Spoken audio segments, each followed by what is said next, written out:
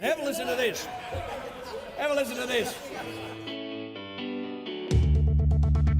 Interest rates are higher. I know people don't like that, but you should be welcoming a stronger economy. And maybe a deal has a point about the machinery of capitalism being oiled with the blood of the worker. The United States is a country that has always paid all of its bills. Lannister always pays his debts. Don't let the bastards get you. Hello and welcome to Comedian versus Economist. My name's Adam and we're joined as always by my cyclone prepping little older brother and real life economist, Thomas. Hi, Thomas. Yeah, g'day, Adam. How are you going? I'm doing all right, thank you. Got enough sandbags down where you are? Yeah, I don't need them. You need them. How's so we're recording Thursday the 6th of March. Cyclone Alfred is bearing down. How's things looking where you are? Yeah.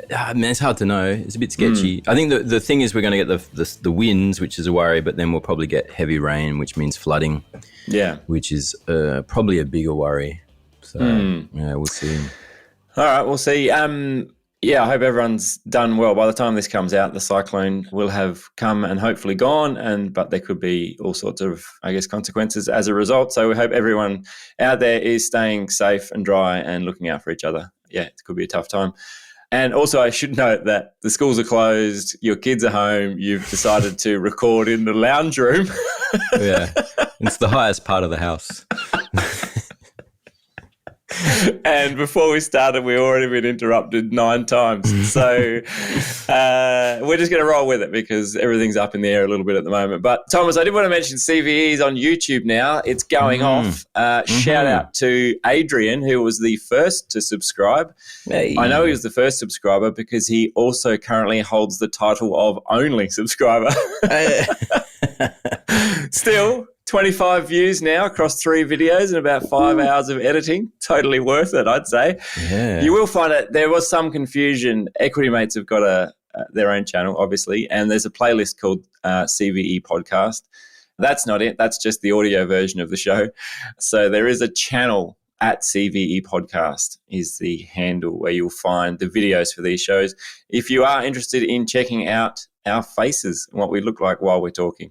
Big show to get through. But before we do, got a listener email here. Josie sent us an email. A shout out to you, Josie. We were talking about tequila on the show last week, Thomas.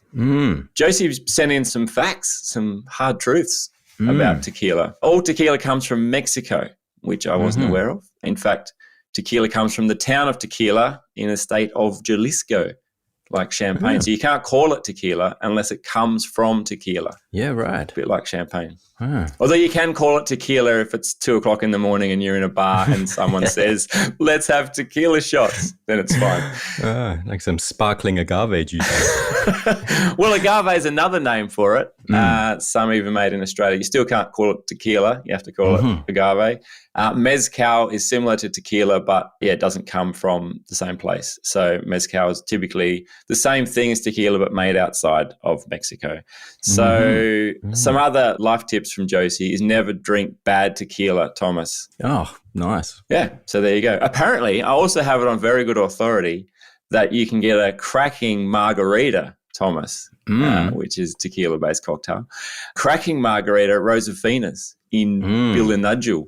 So if you're in the area, I have it on very good authority that, that their margaritas are excellent. That's Josie's restaurant, right?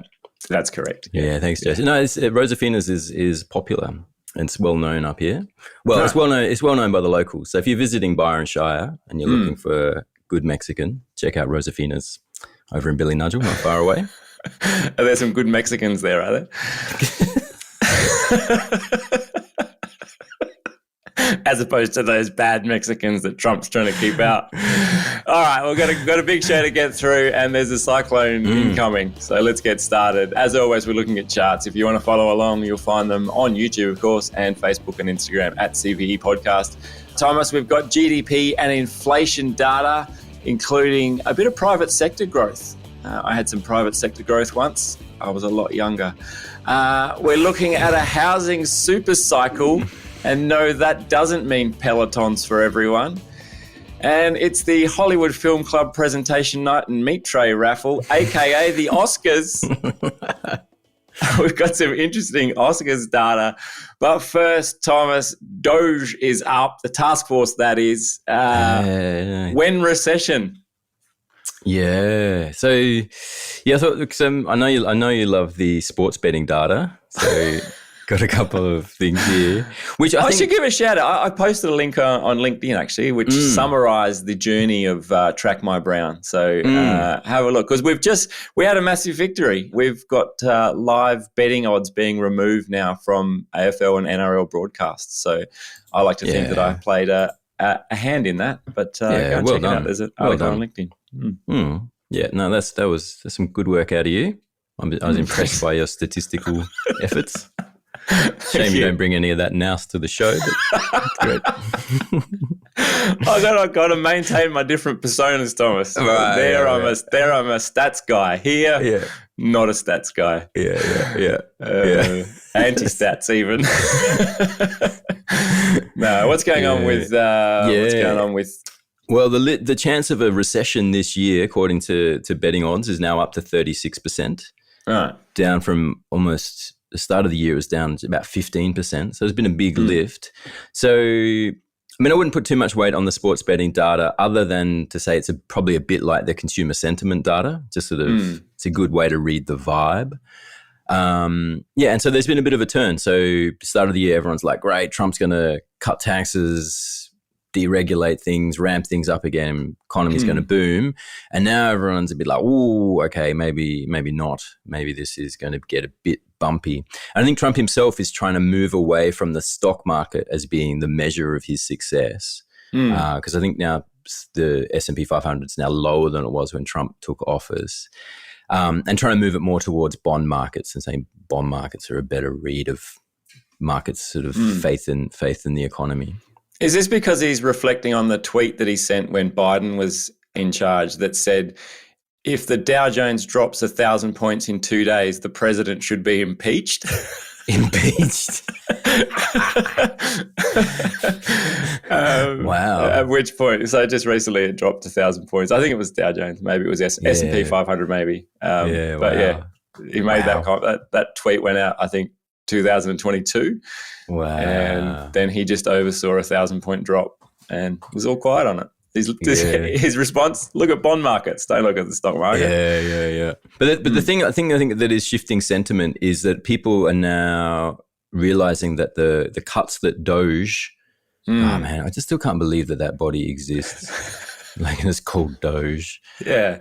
Anyway, that now is those cuts are going to have a bigger impact on the economy than expected. Right. Back to the sports betting odds. Yeah. Typically, you've really not paid a lot of attention to what I've been doing over at Track My Brown for the last 2 years, have you? Yeah, no, that was a key takeaway. People love tips. Here's a tip. Right. Yeah. But no, again, it's a bit like consumer confidence data. And there is information in it to the extent these markets are deep. So there's going to be some information there. Typically, like, that's the economics view. If the number of people making the prediction is deep, there's a lot of them, then there's going to be some useful information in there. But anyway, how many people are going to get cut in 2025 has jumped from expecting about 100,000 job losses now up to 350,000. Wow. Which is a pretty massive cut. Is it fair to say that they're not the Doge system, call it a system, not particularly selective? Like, it's not like a sort of razor sharp task force of like surgical precision removing people from, redundant roles. It's more of a sort of chainsaw. Right. That's the like, it should be a scalpel removing a cancer is sort of like the metaphor that they'd like to tell you, but it does look more like a chainsaw just hacking at everything. I mean, to be fair, Musk he waved a chainsaw around at one point. Yeah, it's easy to see where people get that impression from. Yeah. Ambrose Evans Pritchard, who's a old markets greybeard, he's saying, like, you look at Executive Order 14154, and it's saying it's terminating the Green New Deal, saying all agencies will immediately pause the disbursement of funds appropriated through the Inflation Reduction Act or the Infrastructure Investment and Jobs Act. Both of those acts were massive. And so, like, judges have intervened to some extent, but you're still looking at 300 billion worth of cuts there immediately. So it's pretty massive. And then on top of that, you have people like companies responding to those incentives. So he's saying like Freya Battery has cancelled a $2.6 billion plant in Georgia. Core Power has dropped a $1.2 billion energy storage project in Arizona. And then there's a couple of under $200 million battery factories in Detroit. And yeah, so it's pretty massive. And I think like to the extent, like the best news story is that that Trump and Musk successfully reprivatize the American economy and shift the balance away from public spending and back towards the private sector. Like that's the best case scenario. But the worst case scenario is they just slash the public sector and the private sector shrinks in response and freaks out and goes, okay, we're going to wind back investment because we're crashing into recession. And then you get a 2-cylinder recession where both the private sector and the public sector are winding back. Right. And that's why we're now talking about recessionary fears, because government spending is cutting back really hard and in a sort of a blind way, it sort of seems, and private sector is starting to freak out in response. US consumer confidence has fallen to an 8-month low in the past week. Well, is that because they've all lost their jobs? I mean, like because that's going to play into it too, right? If you get rid of a large chunk of the public sector, that's just a bunch of people, like actual people who are out of work. So then spending is going to dry up, and even the private businesses that want to do well or want to sell things are going to find it tough to find people to sell them to. Or is it not that bigger impact in it? What'd you say? 350,000. I mean, in an adult population of 200 million, it's not massive, but it all has multipliers. Like the person loses their job, they stop going to cafes, all these sort of things. So and that person, the cafe shuts or whatever, and there's all these multipliers, we call them. And I think the thing we just don't know, like it hasn't been a clear roadmap. Okay, we're going to reduce headcount by doing this and this and this. It just seems like, okay, this agency gone, poof. You know, so it doesn't seem like a Trump initiative to be incredibly short-sighted on this sort of stuff. So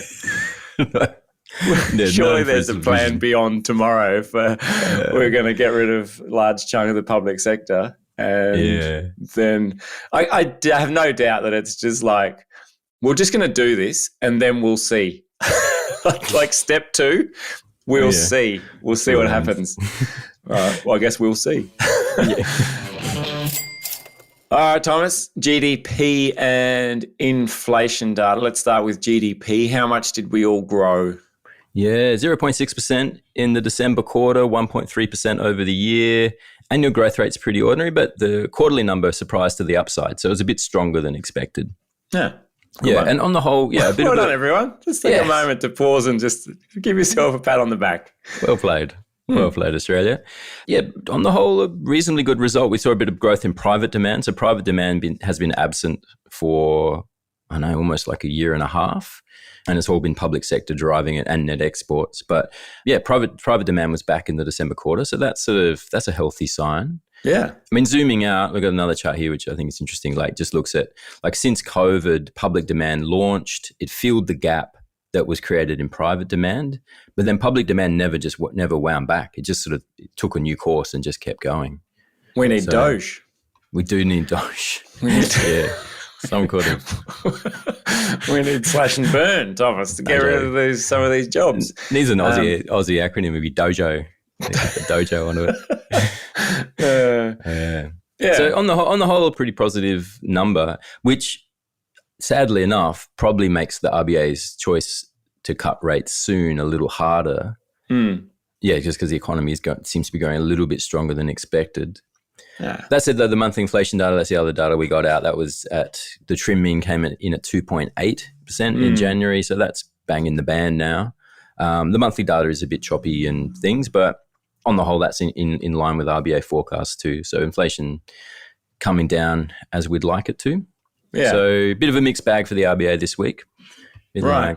So what are they? Because I heard that they were still factoring in more rate cuts this year. We'll still get them, but maybe not as quickly or not as many. Not as quickly or not as many, yeah. I mean, at the start of the year, everyone was expecting 4. That's sort of now ratcheted back to 3 or 2.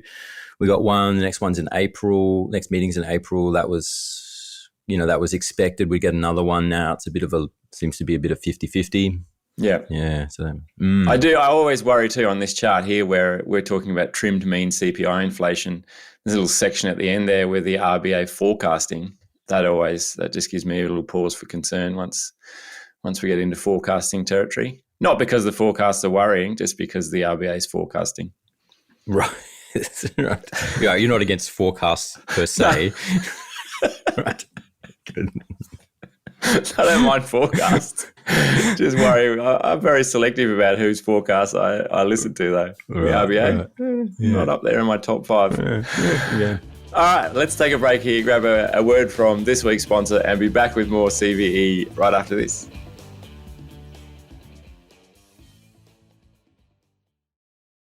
Welcome back here on Comedian versus Economist. You'll find us everywhere these days. Facebook, Instagram, YouTube, at CVE Podcast. Go and check it out. You'll find all the charts there as well. Thomas, a global housing super cycle is upon us. What's going on? Yeah, this is not a cyclone reference, right? Yeah, this is from The Economist magazine saying the house price super cycle is just getting going. Which is pretty alarming in the Australian context, given that prices haven't fallen and are only going to go higher. Yeah, I was going to say, haven't we been in a housing super cycle in Australia for the best part of the last 20 or 30 years? 30 years, yeah, like most of our adult life, really.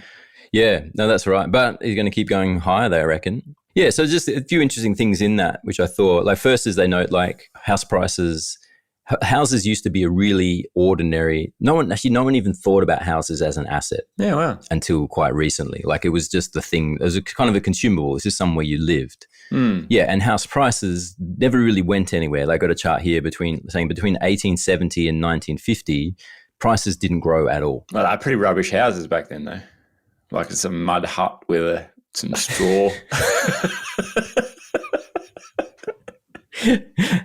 Yeah, it's pretty hard to get. It's really hard to pump it up at an open inspection when you're like, oh yeah, there's a hole over there that you can do your business in. A renovator and or potter's dream.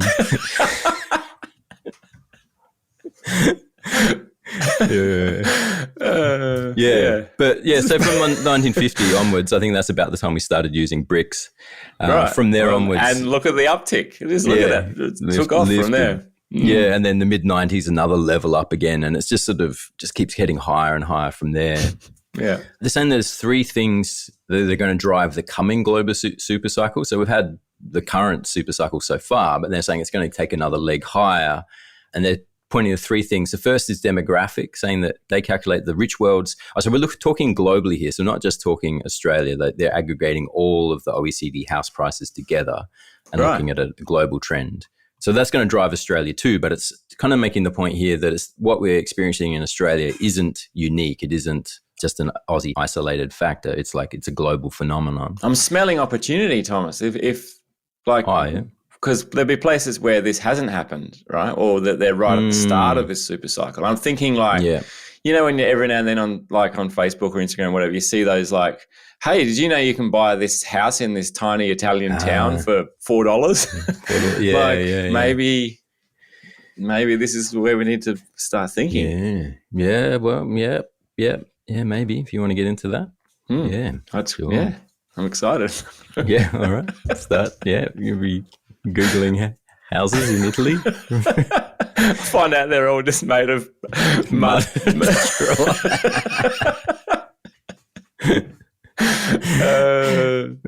Anyway, demographics.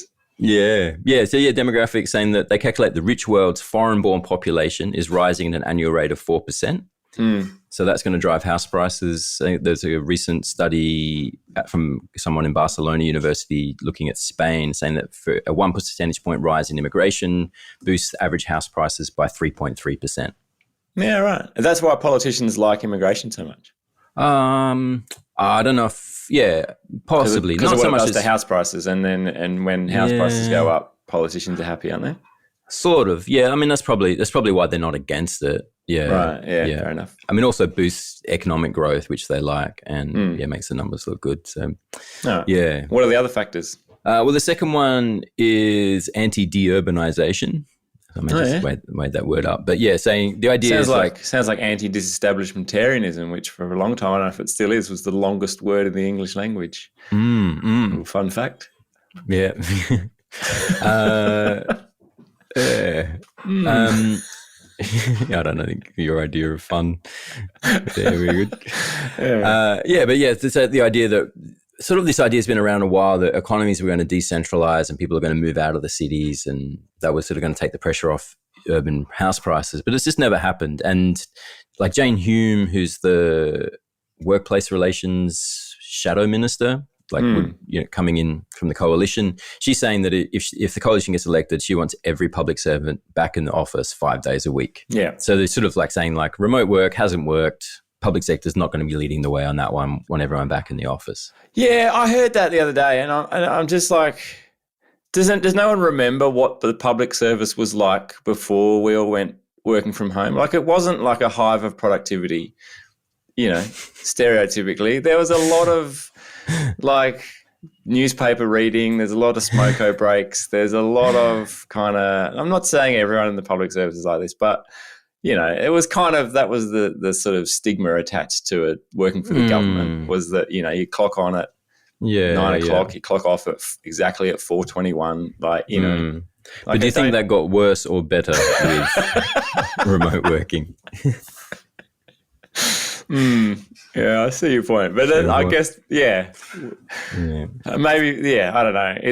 Isn't that what we should be targeting? I feel like we should be targeting like reasons people don't work very productively, if that's the problem, not where they're not working productively. Maybe. Was it better? Maybe it was slightly better, but that's not necessarily a good thing, right? Yeah, I don't know. But it follows a sort of a private sector trend as well. Like a lot of companies are giving up on remote work. Yeah. I think it still works in some tech sectors, but the general trend has been away from remote working for a while now. You see it in the job ads. The number of job ads that are remote only has tanked. Yeah, right. So they put that together. They reckon, they're looking at percentage of employment in the capital cities. That just keeps going higher and higher. It was just above 20% in 2013. Now it's almost 22%. So, right. Yeah. So that trend's just not happening. All right. And you said there was 3. What's the third one? The third one is peak infrastructure. So it's sort of relating to this, but saying like the cities are now so crowded that it takes you ages to travel anywhere. So like saying like in the early days, like in the 1950s and the early urbanization days, you create a highway out to the outer suburbs and then people could commute easily. It took them 15 minutes to get into the CBD to get to work. And that changed the land value of those outer suburbs by putting in the highway and so on. But now all that low-hanging fruit's gone and the roads are getting more and more congested. They got a chart here on average speed per trip, miles per hour in England. It's down from just under 19 to just under 17. So like things are slowing down, which means that the scope to grow in your outer areas is reducing because people can't make it into work in a reasonable amount of time. Or is it just that more people are cycling to work? I don't think more people are cycling to work, no. Because that would reduce their speed. Maybe even walking to work. Right. If we're, Yeah. I'd love to know how they track this data. They're just like tracking people's phone location and how quickly they're moving. Yeah. How I don't know. How That's on an earth interesting question. Yeah, we'll hit up the Department of Transport. They publish the data. Yeah, maybe I will. Yeah. I mean, maybe it's speed limits that are working too. Like, anti-speeding messages finally hitting home. People are like, finally slow landing. down, would you? It's a school zone. But the average speed is 19 miles an hour. Like, that's a lot of time just sitting going nowhere, right? Oh, 19 miles an hour is not that. What's that, like 50 Ks an hour? Is it? Yeah, it's up there. I don't. It's not exactly 50. I don't know. I could do some basic Googling. calculations, but I'm not going to. Leave that to people at home. Yeah, but no, that's kind of a gradual, but I wouldn't want to be doing it on a highway. If that, to your point, if you're living in a sort of regional area and you're commuting along the highway to work and you're cruising in at 19 miles an hour the whole time, that's a pretty. You want to have some good podcasts? I can recommend one.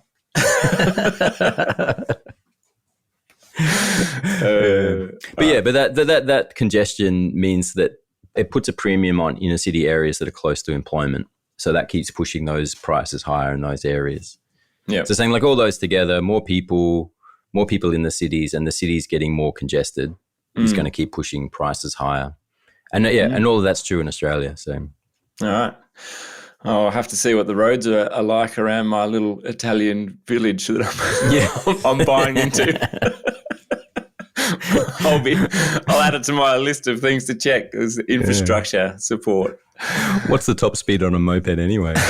True, exactly. All right, Thomas, finally on the show, we're looking at the Oscars, the night of nights in the movie world. Why are we looking at the Oscars? Oh, just because I had an interesting chart on it. Yeah, you did. Yeah. But what it does is it looks at winners by release date, by month. And so we've just had the Oscars, but saying that it kind of looks like about almost half of them winners are in October, November, December. Yeah. And most in December. So 17 winners come from December, I think, over the past, since 1975. So this is for Best Picture. Yeah. So there's a pretty epic recency bias in the awards, it seems. It really is like when they say, what was the best picture you saw last year? People go, whoa, and then kind of remember the last 2 or 3 movies they saw. I think, is it voted? I don't know anything about the Oscars. Is it voted on by the public, or is it? It's an academy, isn't it? Academy, yeah. So even even the Academy, remember whose job it is, whose sole purpose in life is to watch films. They're like, I can't. What was February? What did I do in February? No, I think it was away. So even they're more biased towards late releases. Apparently, it's a lot of like retired actors and industry people who become judges.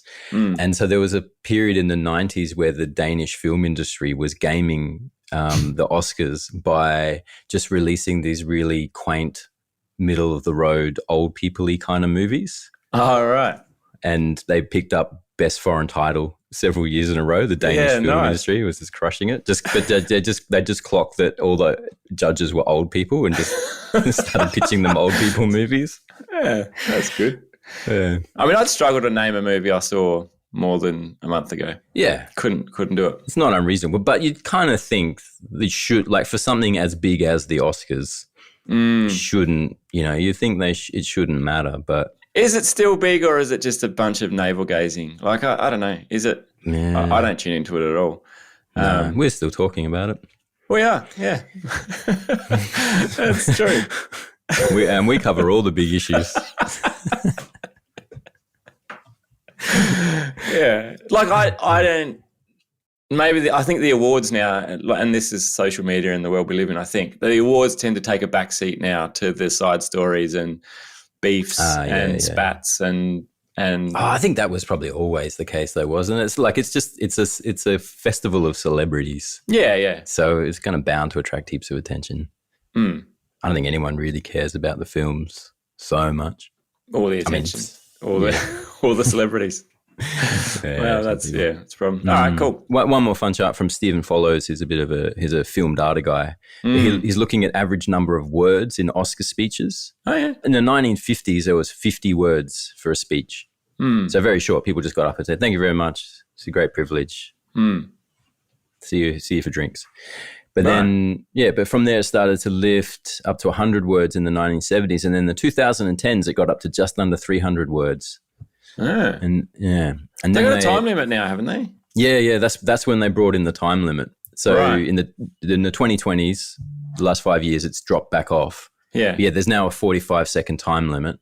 Yeah. And they start playing music at 45 seconds. So you get bounced off. Yeah, right. I did notice actually that they've revamped the walk-off music. It's now the Benny Hill theme, just to get people off quicker.